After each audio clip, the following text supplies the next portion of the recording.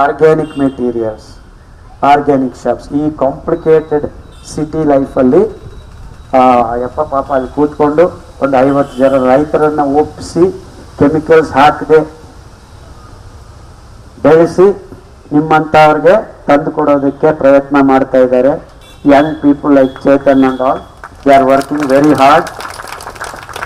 So ಈ complicated ವರ್ಲ್ಡಲ್ಲಿ ಜೀವನವನ್ನು simplify ಮಾಡಿಕೊಳ್ಳೋದಕ್ಕೆ ಮೊದಲನೇ ಹಂತ ಆರ್ಗ್ಯಾನಿಕ್ ಆಗಿ ಬೆಳೆಯೋ ಪದಾರ್ಥಗಳನ್ನು ಈ ಭಯಂಕರವಾದ ಕಷ್ಟಪಡ್ತಾ ಇದ್ದಾರೆ.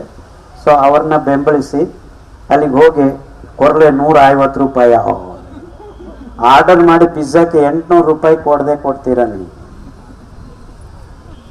ಅಲ್ವಾ?